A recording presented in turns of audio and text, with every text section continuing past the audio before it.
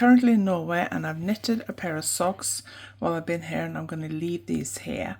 And several days after I finished the first one, I was just looking at it and I noticed on the bottom of the foot, can you see that?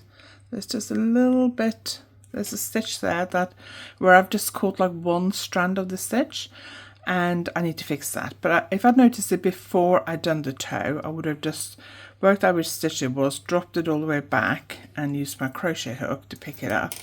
But I don't want to do that because I don't want to re-knit the toe basically. I have time to do it, so I could do it, but I just don't want to do it. So in this video I'm going to show you how I'm going to fix this, and hopefully that might help you if something similar happens to you and you don't want to rip back half the foot of a sock. So I hope you enjoyed today's video.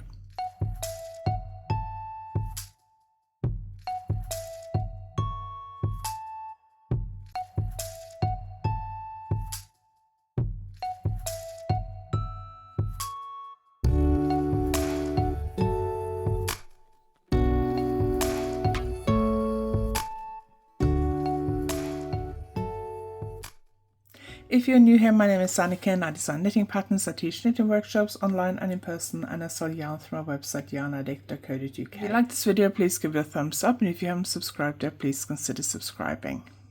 Okay, so let's have a look on the inside, because there should be a strand here. Now there are a couple of different ways you could approach this. You could do a duplicate stitch, but you have to make sure you go over the stitch above and below where the wonky stitches. So there's like one tiny strand I've caught, so there should be that's the rest of it there, I guess. So let's have a look and see how we're going to try and fix this. Let's go back to the right side. So the tools I've got ready are tiny crochet hook, sewing needle, the spare yarn that I've got. The yarn, by the way, is Opal. That's what the label looks like, and it's colorway 11337, and I bought this in Norway in a local yarn shop where I'm staying. I'm going to take that marker off because I don't need that. I just put that in there so I wouldn't forget. I need to go through that stitch and that one above, because if this one breaks it will start unraveling down here. So I need to go through that stitch and the one above. Okay, so what I'm going to do is I'm going to go through that stitch. This crochet hook is 3.25. I could probably have done with one that's a little bit smaller, but that's what I've got, so that's what we're going to use. And I'm going to see if I can find the rest of that yarn on the back and pull it through like that.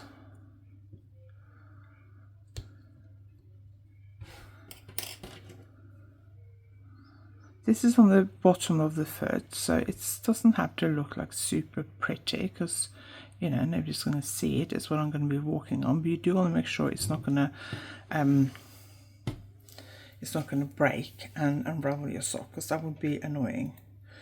So I'm going to take this. I probably made this far too long, so I've tried to pull the rest of that strand through from the back. So I'm going to go through here with those two yarns, with that yarn, and then because I use one of these big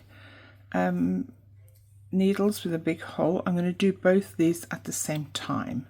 If you have a regular wool needle with a smaller eye, you can do one yarn at a time, but I'm going to go through both at the same time. So basically what I've done is I've gone through that stitch, pulled the yarn through from the back, so now it doesn't look like I have a hole anymore. Can you see that? Then I'm going to go through the stitch above, put my hand inside the sock, that's the broken stitch, so I'm going to go into this strand above here, pull the yarn through,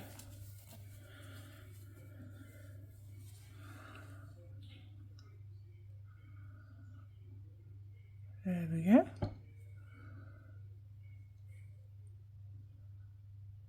Yeah, that's fine, I think. So now we're going to turn the sock inside out.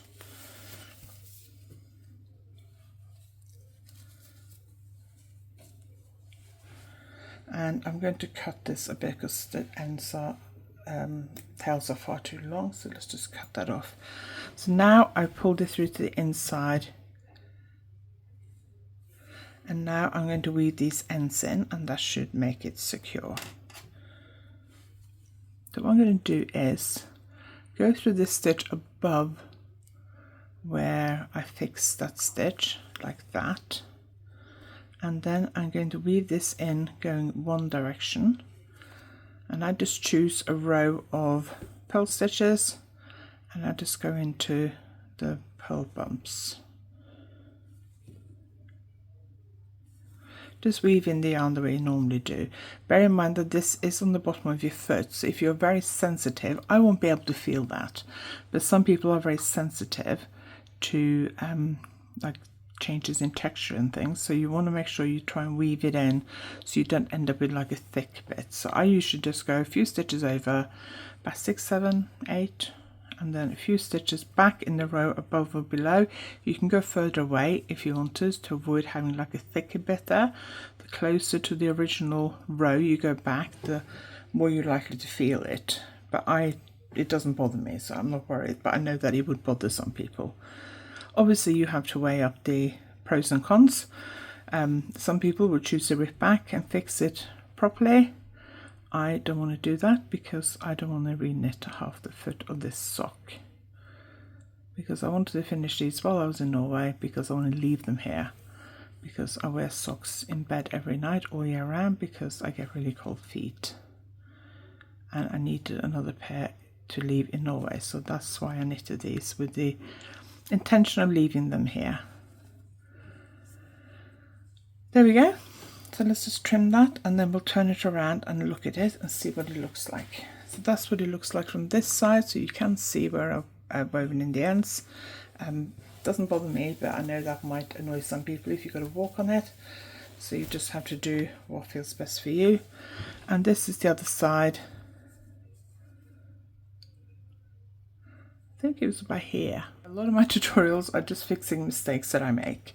So that's what this tutorial is. I didn't do that on purpose to do this tutorial. If I had done, I would have done it closer to the calf to make it easier on myself. So this is just something that happened. I discovered it a couple of days ago. I thought I'd film a quick tutorial just to show you how I would deal with that. So I hope this was helpful, and it just goes to show that you don't always have to rip it back. It's worth trying this kind of fix. If it doesn't work, then you can rip it back, but at least you've tried and possibly saved yourself hours of knitting. If you have any questions, please ask them below. If you enjoyed today's video, please give it a thumbs up, and if you haven't subscribed yet, please consider subscribing.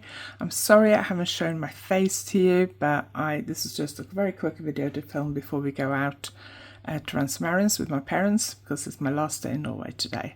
So I hope you enjoyed this video. Thanks for watching, and I'll see you next time.